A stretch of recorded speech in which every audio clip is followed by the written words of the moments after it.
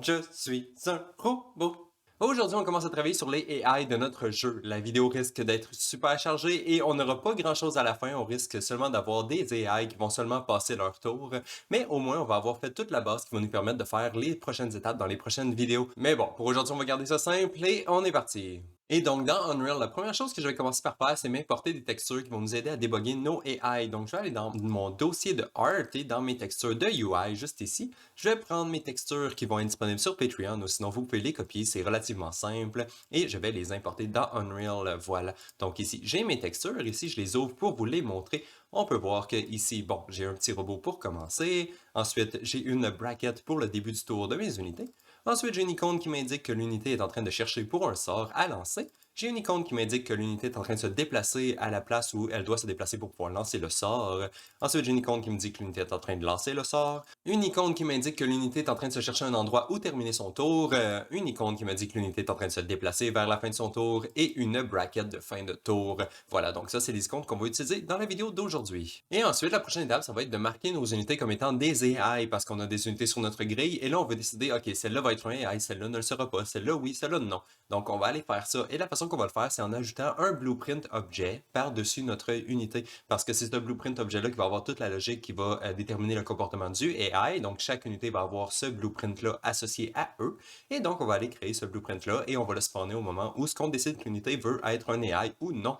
Donc, je vais fermer mon dossier Art, je vais aller dans mon dossier de Blueprint, dans Core, dans mes Units, ici. Je vais me créer un nouveau dossier pour AI, donc AI. Et à l'intérieur du dossier, je vais me créer un Blueprint class, ici, un acteur que je vais nommer BP underscore unit AI. Et aussi, je vais me rajouter un petit widget juste pour pouvoir l'identifier. Donc, pour pouvoir rajouter le petit icône de robot en haut de sa tête, je vais me rajouter un interface. Donc, widget blueprint W underscore unit AI.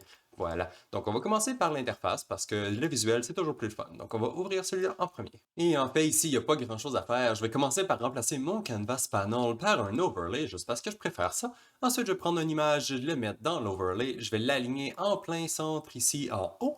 Je vais changer mon icône pour la nouvelle icône qu'on a importée, donc notre TX icône AI, le petit robot, et je vais changer sa grosseur pour qu'elle soit 60 par 60. Voilà, c'est tout. Maintenant, on peut compiler, sauvegarder, et on va aller rajouter cette icône-là à l'intérieur de notre BP Unit AI. Donc, on va ouvrir celui-là maintenant. Et ici, je vais aller dans mon viewport, me rajouter un nouveau widget component, et voici le mien que j'ai juste ici. Et à droite, on peut voir toutes les settings que j'ai changées. Donc, premièrement, j'ai changé la location en Z à 250 pour qu'elle soit en haut de la tête de l'unité. Ensuite, le space, je l'ai mis en screen space. Le widget class, je l'ai mis W underscore unit AI. Et sa grosseur, je l'ai mis 100 par 100.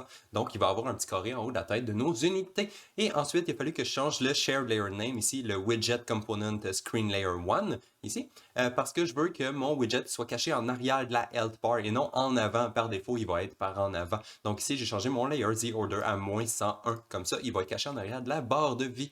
Voilà, donc maintenant, on peut compiler, sauvegarder. Dans le viewport, on ne voit pas vraiment le résultat parce que c'est en screen space, mais si on veut vouloir le tester, on peut simplement prendre notre BP Unit AI et le mettre à quelque part dans notre niveau. Et ensuite, si on fait OK et on joue, on devrait voir qu'ici, voilà, j'ai mon icône de Unit AI juste ici. Et je peux tourner autour et on voit que ça fonctionne bien vu qu'il est en screen space. Voilà, donc ça, on va faire apparaître cette icône-là en haut de la tête de toutes nos unités qui vont être contrôlées par des AI. Donc, on va spawner notre blueprint sur ces unités-là. Mais avant de le faire, je vais aller me rajouter une variable dans mon unité pour qu'elle soit au courant c'est quoi le AI qui est associé avec elle. Donc, je vais aller dans mes units ici et ouvrir mon BP unit et me créer une nouvelle variable.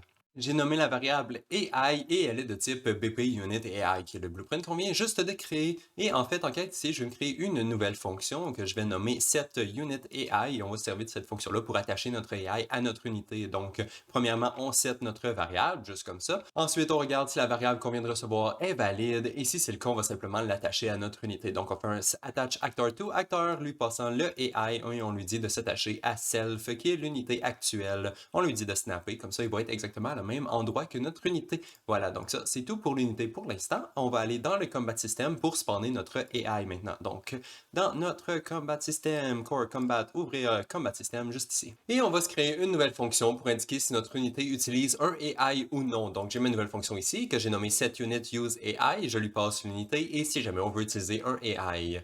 Et pour la logique, c'est relativement simple. Si jamais on voulait utiliser un AI, on va commencer par regarder si le AI actuel dans l'unité est valide, mais s'il n'est pas valide, on va juste en spawner un nouveau. Donc, on va juste spawn acteur, un BP unit AI, et ensuite, on va pouvoir passer notre acteur à l'unité pour pouvoir l'appliquer puis le snapper à l'unité. Donc, on fait un set unit AI comme ça sur notre unité en lui passant le AI qu'on vient juste de spawner. Et ensuite, la deuxième étape, c'est si jamais on voulait pas utiliser de AI, dans ce cas-là, on va faire l'inverse. Si jamais l'unité AI était déjà valide, donc sur l'unité qu'on vient de recevoir en input, si jamais il y avait déjà un AI qui était valide, on va juste le détruire parce qu'on veut pas que l'objet continue d'avoir de l'impact sur le jeu, donc on le détruit complètement. Et ensuite, on va simplement faire un set unit AI, encore une fois, mais là, on va rien lui passer, comme ça va le resetter à 0. Et maintenant, il reste juste à aller appeler cette fonction-là quand on ajoute nos unités sur la grille. Donc, dans mes units, ici, j'ai mon add unit in combat.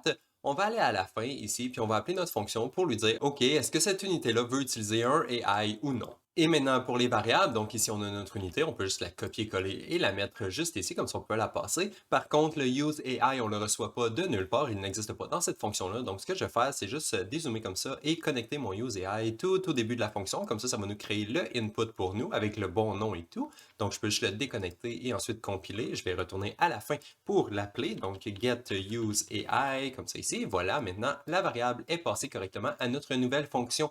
Mais par contre, ça la passe jamais à la fonction qui est juste ici parce qu'on vient de la créer. Donc, la variable n'était pas passée avant. Donc là, on va aller à tous les endroits où cette fonction-là est utilisée. Bref, dans seulement notre action et notre widget qui nous permet d'ajouter des unités sur la grille. Donc, on va aller les modifier pour passer cette variable-là aussi. Donc, je vais retourner dans Entry ici. Je vais aller dans Player Action, Combat Setup et ouvrir Add Remove Unit from Combat. Et ici, je vais juste me créer une nouvelle variable pour pouvoir le passer à ma fonction. Donc, Use AI. Oups, j'ai fait un typo. Use AI comme ça ici. Et ensuite, on peut simplement le passer à notre fonction comme ça. Donc, ça, c'est fait. Maintenant, il reste juste à aller setter cette valeur de cette variable-là à l'intérieur de notre widget dans le debug menu. Donc, je vais retourner encore une fois dans Entry. Cette fois, je vais aller dans mon debug menu, dans mes actions et dans mon action Add Remove Unit from Combat qui est juste ici. Donc, on peut ouvrir cette action-là. On va devoir s'ajouter une nouvelle checkbox et ensuite, on va pouvoir passer l'information. Et la voici, donc ici j'ai une simple checkbox que j'ai nommée checkbox underscore use AI et en haut à droite vous pouvez voir toutes les settings si jamais vous voulez les copier et ensuite à l'intérieur de ça j'ai juste un simple text component qui est écrit use AI, comme ça on sait à quoi que la checkbox ça sert. Bon, maintenant on va resélectionner la checkbox et aller dans le graphe. Avec la checkbox de sélectionner, on peut cliquer sur le bouton ici pour implémenter notre event qui se fait appeler quand on clique sur notre checkbox, donc le voici ici. Je l'ai connecté avec toutes les autres de la même façon qu'on le fait depuis le début. Ensuite on va setter à visibilité, donc je vais simplement appeler ma checkbox ici et ici, donc on les connecte, comme ça il va être visible en même temps que toutes les autres components et caché en même temps que toutes les autres. Ensuite, on va aller à la fin pour passer notre information de si notre checkbox est cochée à notre action et on va le faire en faisant simplement un set use AI juste ici en lui passant l'information de notre checkbox si elle est cochée ou non.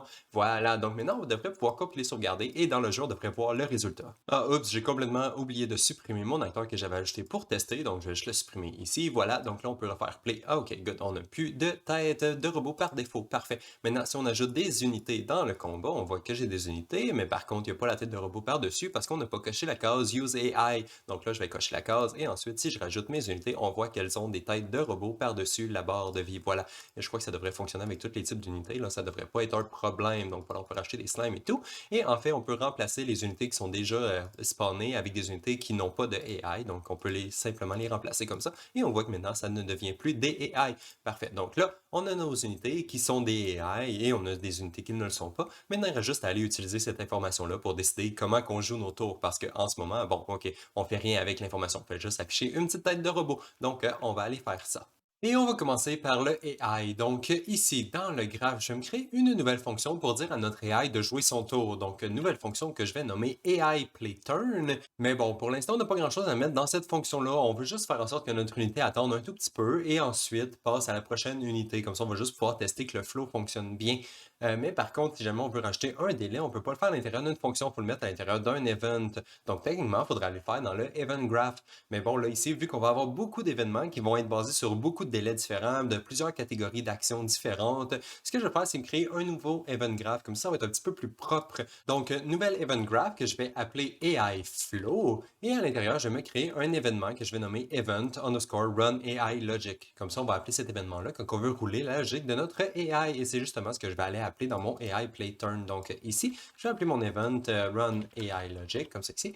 Comme ça va passer dans le event graph qui est juste ici. Et ici, on peut se rajouter un petit délai maintenant, donc délai. Et ensuite, on va appeler une autre fonction qui va terminer le tour de notre unité. Donc, je vais juste me créer une nouvelle fonction ici que je vais appeler AI end turn. Et on va appeler cette fonction-là après le délai. Donc, je vais retourner dans mon AI flow juste ici et appeler mon AI end turn une fois que le tour est terminé. Et pour terminer notre tour, on va simplement passer à la prochaine unité dans le combat system. Donc, je vais retourner à l'intérieur de mon AI end turn. Et ici, je vais appeler une fonction du combat system qu'on n'a pas accès en ce moment. Donc, je vais juste me créer une nouvelle variable pour le combat system. Donc, combat system et elle va être de type BP combat system. Et une fois qu'on a la variable, on peut simplement appeler notre fonction next unit comme ça ici. Et on peut la connecter comme ça. Maintenant, notre combat system, quand ça va être le tour de notre unité, va appeler notre AI play turn juste ici, qui va rouler le AI logic, qui est dans le fond juste attendre en ce moment. Mais ici, on va avoir beaucoup de code dans les prochaines vidéos. Donc, pour l'instant, on va juste attendre et dans les prochaines vidéos, on va rajouter plein de code. Ensuite, on s'en va terminer le tour qui fait simplement redire à notre combat system, OK, notre tour est terminé, passe à la prochaine. Mais par contre, si ça ne fonctionnera pas parce qu'on n'assigne jamais la valeur de notre combat system, donc pour l'assigner, ce que je vais faire, c'est la mettre instance éditable et expose on spawn, vu que notre BP AI se fait créer à l'intérieur du combat system, ça va être simplement facile de lui passer au moment de la création. Donc, je vais retourner dans mon combat system, là où on dit à notre unité qu'il utilise un AI, donc dans cette unit use AI ici, on spawn notre BP Unit AI. Ici, je vais simplement refresh ma node pour pouvoir avoir accès à mon combat system que je peux lui passer en lui passant simplement self parce que je me trouve à l'intérieur du combat system en ce moment. Et voilà, maintenant toutes les variables devraient être correctes. Il reste simplement à aller dire à notre AI de jouer son tour et on va faire ça à l'intérieur de la fonction nextUnit. Donc à la fin de la fonction, après avoir exécuté tout ça, juste ici à la fin, on commence le tour de notre unité et ensuite on va lui dire de jouer son tour si c'est un AI. Donc on regarde, OK, est-ce que tu as un AI en ce moment? Si oui, ça va être valide. Et si c'est le cas, on fait simplement appeler notre fonction AI playTurn qui devrait jouer son tour.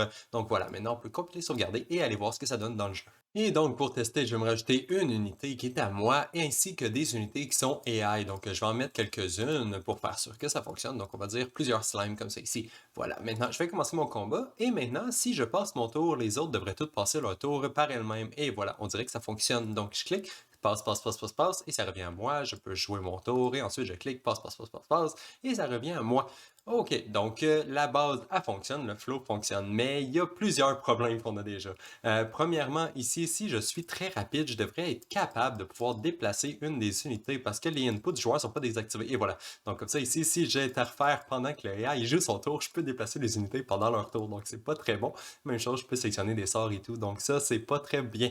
On devrait on devrait cacher la barre de sorts, on devrait cacher le bouton End Turn parce que sinon, je peux passer mon tour à la place des AI. Puis là, on voit que ça brise toute la loupe au complet. Là, si je spam, on voit que ça cause déjà beaucoup de problèmes. Mais bon, dans le fond, c'est simple. Ce qu'il faut faire, c'est juste désactiver les inputs du joueur pendant que c'est le tour d'un AI. Donc, on va aller faire ça. En ce moment, les inputs du joueur sont contrôlés à l'intérieur de notre action Move in Combat. Donc, on va juste aller dupliquer cette action-là, la modifier un tout petit peu, juste pour pouvoir désactiver les inputs du joueur. Donc, je vais aller dans mes actions ici, dans Combat, et on va dupliquer notre action Combat Move. Donc, on va la dupliquer, je vais la renommer action underscore CBT underscore wait for turn. Donc, l'unité va attendre son tour, le joueur va attendre son tour avant de jouer. Voilà, donc on peut ouvrir celle-là et on a plusieurs modifications à faire pour pouvoir l'adapter.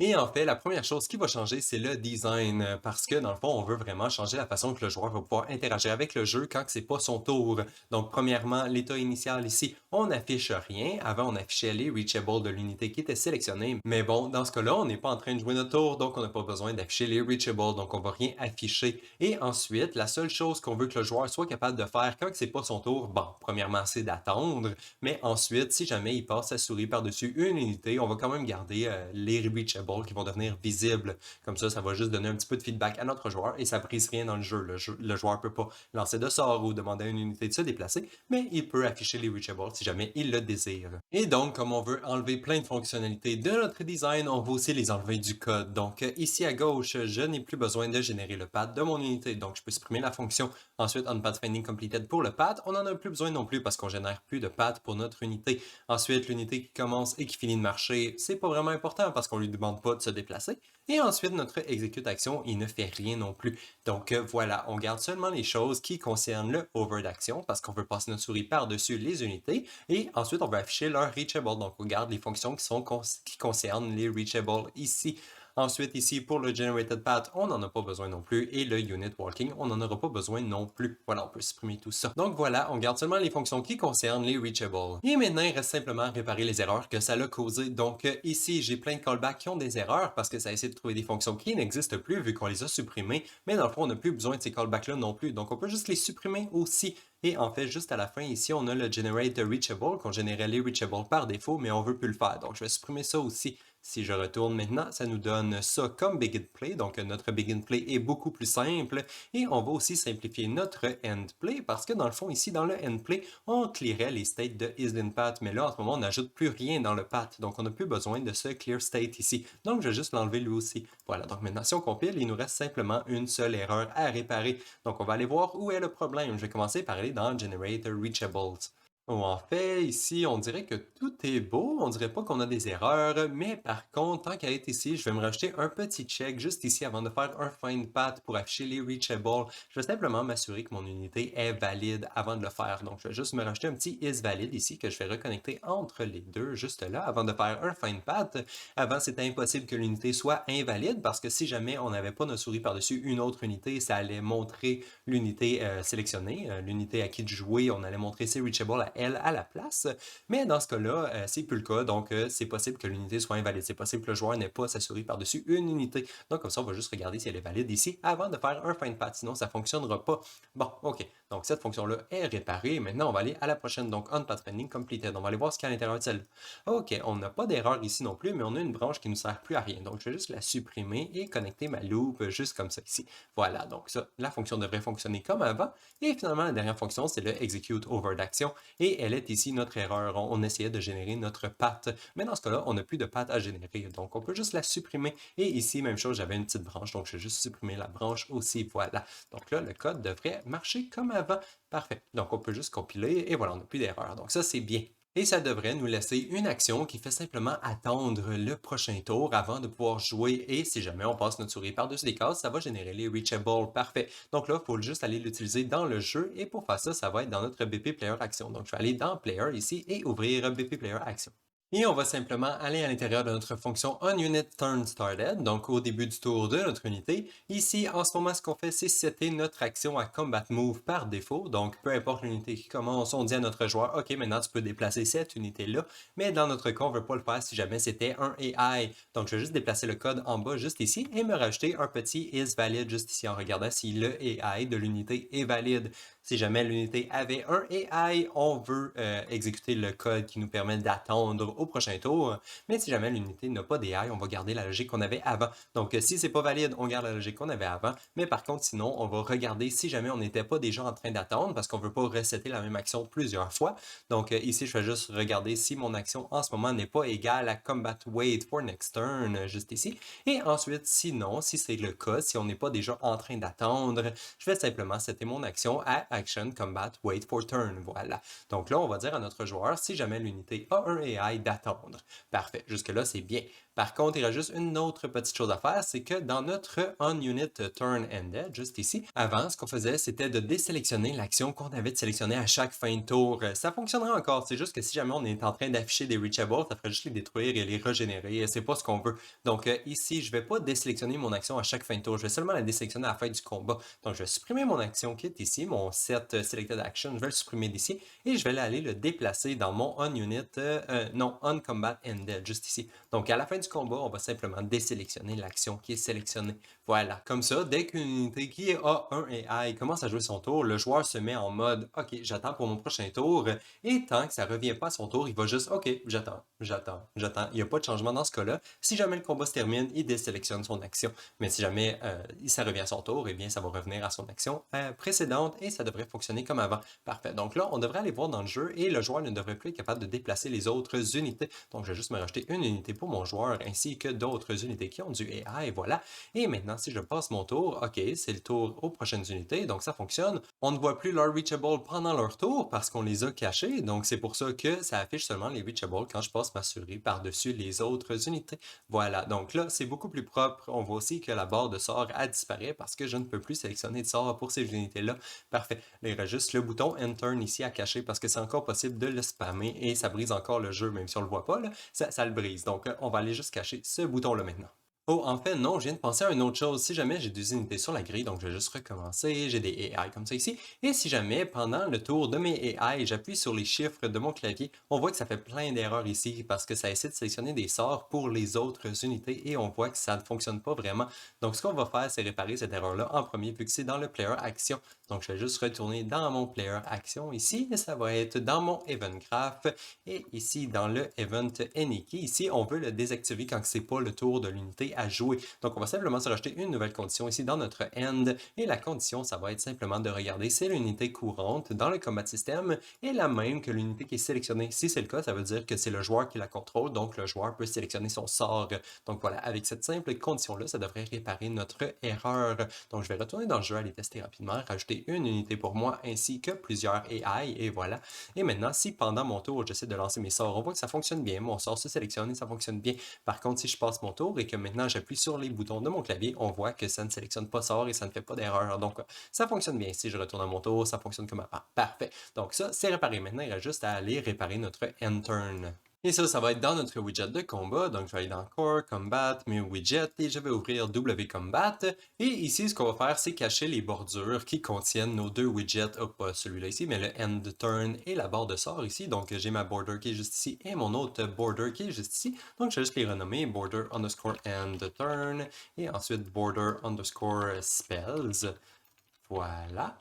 Et maintenant, une fois que c'est renommé, je peux les mettre variables. Donc, je vais cocher la petite case de is variable. Et ensuite, on va aller les cacher dans le code. Donc, on peut aller compiler, aller dans le graph. Et on va faire ça juste ici dans le constructeur. Et en fait, c'est super simple à faire. On a juste à s'attacher à notre callback de onUnitTurnStarted. Donc, à chaque fois qu'une unité va jouer son tour, on va simplement appeler notre événement qui est ici. Et ça va s'occuper de gérer la visibilité de nos deux components. Donc, notre border endTurn et notre border spell. On va soit les mettre visibles ou cachés, dépendant si c'est le tour d'une unité qui a un AI. Donc justement, on va regarder est-ce que le AI de l'unité qui est en train de jouer est valide. S'il est valide, on va cacher le component, donc on le met à hidden. Mais si jamais il n'est pas valide, on va le mettre à visible, comme ça le joueur va pouvoir le voir et jouer son tour correctement. Parfait. Donc maintenant, ça devrait réparer tous nos problèmes. On va ajouter des unités sur la grille. Et maintenant, quelques AI ici. Voilà. Quand je commence mon combat, voilà, j'ai mon interface, tout c'est bien. Je fais End-Turn, mon bouton End-Turn, et puis là, ainsi que ma barre de sort, elle disparaît aussi complètement. Voilà. Et maintenant, quand c'est retour à mon tour, je les vois et je peux les sélectionner. Parfait. Donc ça fonctionne très bien. Je peux générer les reachables comme avant. Parfait. Donc ça, c'est bon. Un autre problème, par contre, quand je passe mon tour ici, on ne voit plus dans la barre d'unité à droite toutes les unités qui sont en train de jouer. On ne les voit pas passer leur tour. Il n'y a plus aucune unité qui est sélectionnée. Donc, c'est une autre chose à les réparer. On va aller faire ça. Donc, allons voir ce qui se passe. Ça va être dans notre bouton d'unité, je pense. Donc, dans mes units ici, mon widget, j'ai mon button unit. Donc, on va ouvrir celui-là ici. Et c'est dans celui-là qu'on affiche la bordure bleue autour de l'unité qui est active. En fait, non. Si je zoome ici, et je m'en viens ici, on unit selected change. Donc, on le met selected juste quand il est sélectionné. Donc, c'est vraiment juste quand l'unité est sélectionnée en combo qu'on fait afficher la bordure bleue. Mais par contre, en ce moment, on ne sélectionne plus l'unité quand c'est rendu le tour du AI. On sélectionne seulement les unités que le joueur peut contrôler. Donc, c'est pour ça ici que la bordure bleue n'apparaît plus. Donc, ce qu'on va faire, c'est nous rajouter un nouveau état dans notre unité qui va dire qu'elle est active en combat. Comme ça, on va pouvoir s'attacher à cet état-là aussi. Donc, si l'unité va être sélectionnée ou active en combat, on va montrer la bordure bleue. Donc, on va aller faire ça. Donc, ça va être dans notre unité pour commencer. On va se rajouter une nouvelle variable pour cet état-là. J'ai nommé la variable isActiveInCombat et je vais la traiter de la même façon que le isSelected. Donc, on va aussi se créer un event dispatcher. Donc, nouvel event dispatcher, onUnit active in combat changed et je lui passe un BP unit en input que j'ai nommé unit.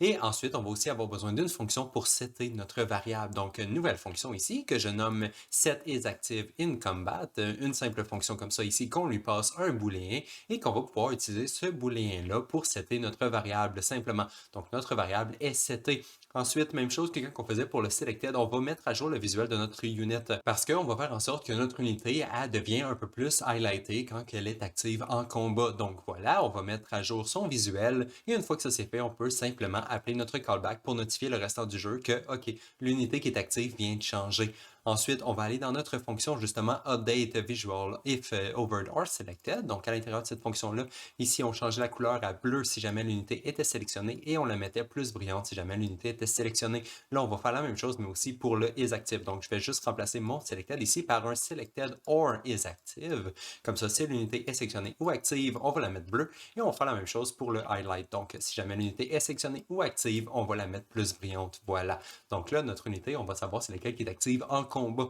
Maintenant, il reste juste à aller appeler notre nouvelle fonction, donc notre set is active in combat. Il reste juste à aller l'appeler et on va aller l'appeler à l'intérieur de notre turn started. Donc, au début du tour, on va marquer notre unité comme étant active. On coche la petite case et ensuite, quand son tour se termine, donc dans turn ended, ici, on va dire que l'unité n'est plus active. Donc, au tout début de la fonction ici, on va simplement ajouter notre nouvelle fonction set active in combat. On va la mettre à false parce que l'unité n'est plus active. Et voilà, donc là, on a un nouvel état sur notre unité et on a un nouveau callback pour nous indiquer quand l'état a changé. Donc maintenant, on peut retourner dans notre bouton d'unité pour s'y attacher. Donc je vais retourner ici dans le préconstruct au moment où on s'attachait à quand l'unité sélectionnée venait de changer. Ici, on va simplement ajouter notre nouveau callback juste après. Donc on s'attache à l'OnUnit Active in Combat Change et on va le connecter au même événement qu'on avait connecté notre selected. Donc celui-là ici. Donc les deux fonctions vont appeler la même fonction. Ici, ça va appeler le OnUnit Selected Change. Donc, on va aller voir l'événement qui est juste en bas, juste ici. Donc, OnUnit Selected Change, on regardait si l'unité était sélectionnée avant de montrer la petite bordure. Donc là, ici, on va faire la même chose. On va regarder si l'unité est sélectionnée ou si elle est active en combat. Et là, ça va montrer la bordure bleue. Voilà, donc là, ça devrait réparer notre problème. On peut aller tester. Donc, ajoutons-nous quelques unités sur la grille et ensuite, on va rajouter quelques AI. Donc, voilà, j'ai quelques AI ici. Oups, ils sont pas dans la bonne équipe. On va en rajouter dans l'autre équipe. Parfait. OK. Donc, maintenant, ici, j'ai ma bordure bleue autour de mon unité. Je passe mon tour, bordure bleue, mon unité, bordure bleue, mon unité. Ensuite, ça va tomber dans les AI. Donc, je fais Enter et voilà, maintenant, ça passe à la prochaine, la prochaine, la prochaine. OK, j'en ai peut-être mis un peu trop. Donc, voilà, ça continue, la bordure, elle continue, elle continue, elle continue. Et si on regarde rapidement sur la grille, on devrait voir que les unités deviennent bleues aussi. Je sais pas trop sont où. Il y en a ici, il y en a là, elle est ici. Yeah, OK. J'en ai un peu mis beaucoup, c'est dur à voir, mais on voit que ça fonctionne. Les unités deviennent bleues quand c'est leur tour et la bordure bleue se déplace dans la barre à droite. Parfait. Donc, voilà, ça répare le problème. Et en fait, tant qu'à être sur le sujet ici, la barre d'unité, je me suis fait dire dans les commentaires qu'elle était très instable, dépendant de la quantité d'unités que vous mettez dedans. Des fois, la barre, la scroll bar ici, elle disparaissait, puis elle réapparaît, puis elle disparaît, puis elle réapparaît. Donc, c'était pas très agréable. Donc, on va aller réparer ça rapidement. Je vais juste faire stop. Et ensuite, on va aller voir ici dans nos widgets combat. Dans nos widgets, je vais ouvrir la WCombat Unit Turn Bar ici. Et en fait, il n'y a pas grand-chose à changer. J'ai ma size box ici. Premièrement, on s'assure qu'on a nos valeurs de bien écrites dans la size box pour le width et le max height. Donc ça devrait bien fonctionner. Ça devrait limiter la grosseur de notre barre. Et ensuite, pour notre scroll box, ce qu'on peut faire si jamais la barre de scroll apparaît, disparaît, c'est simplement cocher notre case Always Show Scroll Bar ici. Comme ça, elle va toujours être visible et ça devrait arrêter d'apparaître, disparaître. Parce que c'est un petit peu fatigant quand ça arrive. Parfait. Donc ça devrait réparer tous nos problèmes. Et maintenant, avant de terminer la vidéo, on va continuer de faire un peu plus de setup pour les vidéos suivantes. Et enfin, on va utiliser les textures qu'on a importées au tout début de la vidéo parce que c'est toujours pas fait. Donc, on va aller dans notre unité AI, donc ici à côté de notre BP AI, et je vais me créer un enum qui va contenir toutes les states que notre AI va passer au travers. Donc, Blueprint Enumeration, que je vais nommer E_unit AI State. Et ensuite, je vais l'ouvrir pour ajouter tous les états que l'unité va passer au travers pendant son tour. Et les voici, donc j'ai mon state none au début, ensuite j'ai un state start turn, donc au début du tour de notre unité. Ensuite, le state decide which spell to cast, donc mon unité va décider quel sort qu'elle veut lancer. Ensuite, j'ai move to spell casting location, donc l'unité, une fois qu'elle a décidé son sort, elle va se déplacer pour se rendre à cette case-là. Une fois qu'elle est sur la case, elle va caster son sort, donc cast spell. Ensuite, une fois que le spell est lancé, elle va décider où elle veut terminer son tour, donc decide where to end turn. Ensuite, elle va se déplacer à cet endroit-là, donc move to end turn location. Et finalement, elle va terminer son tour, donc end turn, voilà. Donc tout ça, c'est les states que l'unité va passer au travers pendant son tour. On peut sauvegarder l'enum et ensuite, on va aller l'utiliser à l'intérieur de notre BP Unit AI. Et ici, je vais me créer une nouvelle variable que j'ai nommée AI State et elle est de type Unit AI State, évidemment. Ensuite, je vais aussi me créer un event dispatcher, même chose comme on AI state changed, comme ça on va pouvoir notifier le restant du jeu. Et en input, je lui passe le AI, donc Unit AI, qui est de type BP Unit AI. Ensuite, on va se créer une fonction qui va nous permettre de setter notre variable. Mais en fait, cette fois, je ne vais pas me créer une fonction, je vais me créer une macro parce que je veux rajouter un délai à l'intérieur. Donc, je vais me créer une nouvelle macro ici que je nomme setAIState with delay. Comme ça, on va pouvoir rajouter un délai à l'intérieur. Et ici, bon, la logique de la macro va être relativement simple. On reçoit notre AI state en input ici, donc on s'en sert pour setter notre variable. Une fois que la variable est setée, on va pouvoir appeler notre callback pour dire au restant du jeu, OK, mon state a changé. Et ensuite, je veux que mon unité fasse une petite pause dans son comportement juste pour qu'on puisse être capable de le débugger. Donc pour ça, ici, je vais me rajouter un petit délai, juste ça, avant la fin de notre macro. Et ensuite, une fois que la macro est finie, une fois que le délai est terminé, on peut avoir notre output ici qui continue le restant de notre flow. Et en fait, ici, mon délai, je vais le mettre dans une variable, juste comme ça, on va pouvoir le changer dans le debug menu. Donc ici, je me suis créé un nouveau float, delay between states, et voilà. Maintenant, on a notre macro qui nous permet de setter notre state de notre unité. Il reste juste à aller l'utiliser, et ça, on va aller le faire dans le event graph, dans le fond, dans le AI flow ici. Et en fait, ici, il y a beaucoup de choses qui vont se rajouter. Donc, je vais juste supprimer ces deux nodes-là qu'on a juste ici en haut, donc notre délai et notre AI intern. On va juste les enlever. Et ensuite, pour chacun de mes stages, je vais me créer un nouvel événement ainsi qu'un événement underscore done, comme ça ici. Donc ici, j'ai mon state decide which spell to cast. Je me suis créé un événement et j'ai un decide which spell to cast underscore done. Et je vais faire ça pour tous mes événements. Donc ensuite, j'ai mon move to spell casting location après avoir décidé quel spell à lancer. Donc on move to spell casting location et ensuite j'ai le underscore done. Ensuite, je fais la même chose. Cast spell underscore done. Ensuite, decide where to enter underscore done. Et finalement, move to enter location et move to enter location underscore done. Donc, la façon que la logique va fonctionner, c'est qu'on va appeler le premier événement et une fois qu'il va avoir fini tout son processing au complet, ça va appeler le deuxième événement underscore done. Comme ça va nous dire, OK, on peut passer à la prochaine étape et ça encore et encore et encore jusqu'à ce qu'on ait fini tout le flow du AI au complet. Et donc là, la prochaine étape, ça va être de setter l'état de notre unité. Comme ça, on va savoir à tout moment quel état qu'il est. Donc, pour chacun de mes événements que j'ai ici, qui correspondent aux états de mon enum, je fais simplement appeler notre setAI state with delay, juste ici. Comme ça, on lui assigne le state dépendant de l'événement qui s'est fait appeler. Donc, decide which spell, move to spellcasting, cast spell, et ainsi de suite pour tous les événements ici. Donc, on set notre AI state, ça va attendre un petit délai, et une fois que le délai est terminé, là, on va continuer notre flow. Donc, ici, on attend que le délai se termine. Une fois que le délai est terminé, on va appeler notre decide which spell to cast underscore done, qui est la fonction qui est juste ici. Et ensuite, cet événement-là va avoir des choses à processer, mais une fois qu'il va avoir terminé, il va pouvoir passer à la prochaine étape qui est move to spell casting location. Donc, on peut juste appeler notre move to spell casting location juste ici.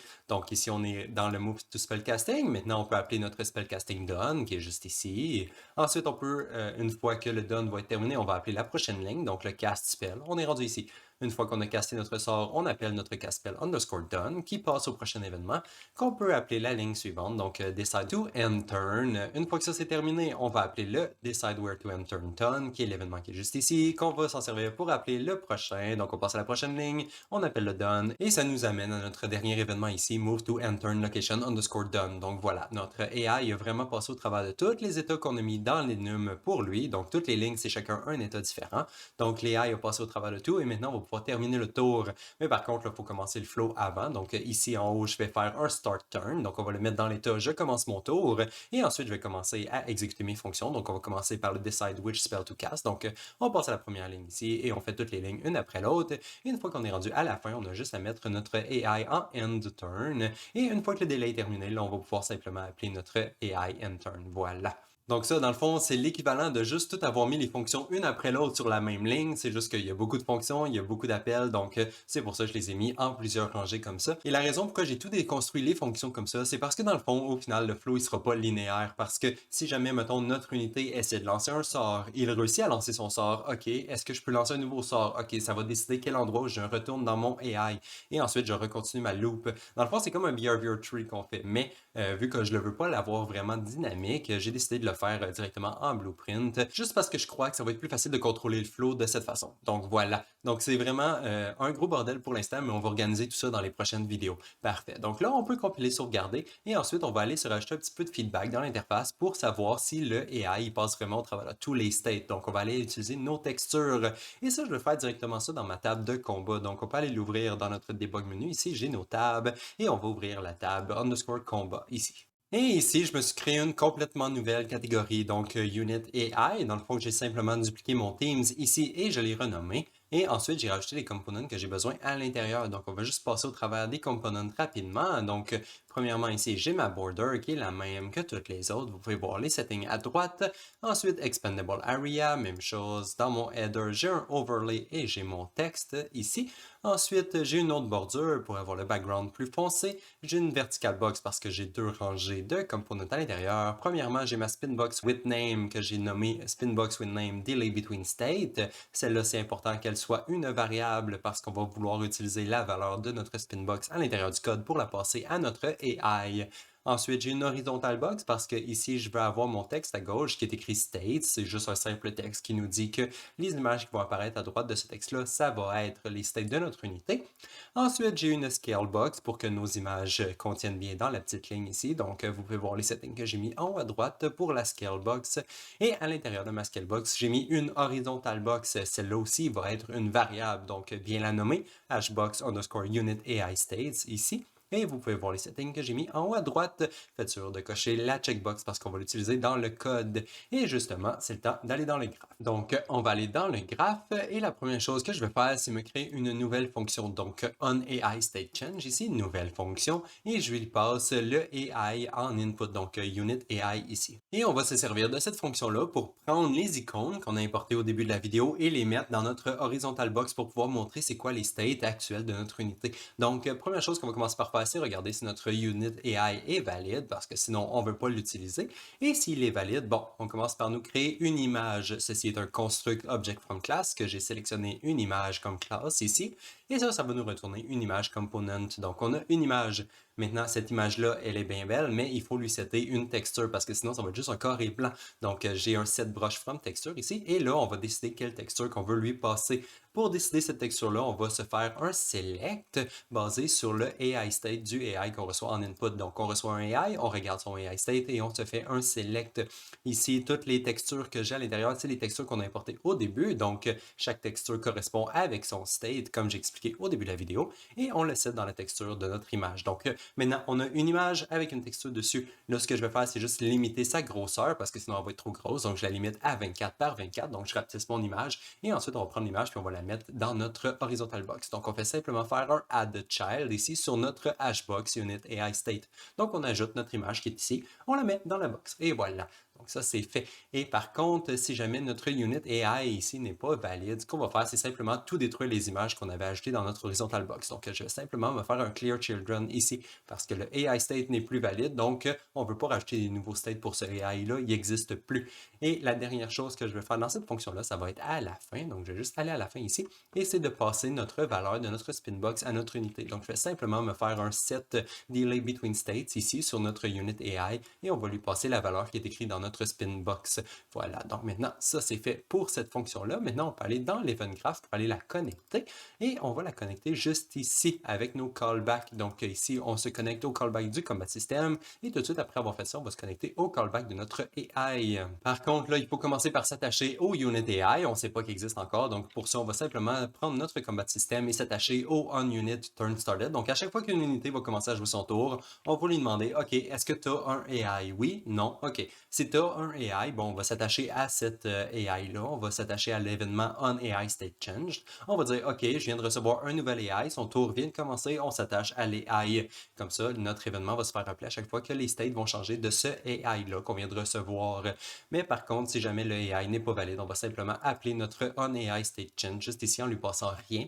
Et en fait, on va tout le temps l'appeler, même quand on vient de recevoir un nouvel unit qui est valide, parce qu'on veut la vider. On va vider notre box, notre horizontal box avec toutes nos images. On va la vider complètement. Comme ça, on va recommencer à neuf à chaque fois qu'on reçoit un nouvel AI. Parfait, donc ça c'est tout. Je pense que c'est tout ce qu'on avait à faire, donc on va aller voir. Et voilà, donc ici j'ai toutes mes unités. J'ai ma première unité qui n'est pas un AI et toutes les autres unités sont des AI et on va voir ce que ça donne quand je commence mon combat. Donc voilà, je peux jouer mon tour, il n'y a pas de problème, comme ça fonctionne comme d'habitude. Et ensuite, quand je clique sur fin de tour, on voit que chacune unité joue chacun leur tour une par une. Et on voit qu'elle joue très doucement parce que dans le fond, ici en bas à gauche, en fait au milieu à gauche, on voit que les unités réfléchissent et on les voit jouer leur tour étape par étape. Donc on les voit toutes passer au travers de toute leur state avant de passer à la prochaine unité. Et c'est exactement ce qu'on veut. On veut pouvoir être facilement capable de débugger le résultat et comme ça nous permet de, si on veut, ralentir leur temps de réflexion. Donc ça leur prend plus de temps à faire leurs actions ou alors les accélérer. On peut vraiment faire en sorte qu'ils jouent leur tour vraiment rapidement. Comme ça. Et voilà. Mais bon, dans notre cas, on veut vouloir débugger, donc on va quand même laisser un petit délai. Mais au moins, on a la possibilité de jouer avec ces valeurs-là pour avoir vraiment les résultats qu'on veut. Mais bon, ça va être tout pour aujourd'hui. On en a déjà fait beaucoup, même si nos unités font seulement passer leur tour. Mais dans la prochaine vidéo, on va demander à nos unités de se déplacer un peu et ça risque d'être déjà plus intéressant. Mais bon, ça va être pour la prochaine vidéo. Ça va être tout pour aujourd'hui et on se revoit dans la prochaine. Donc, bye bye!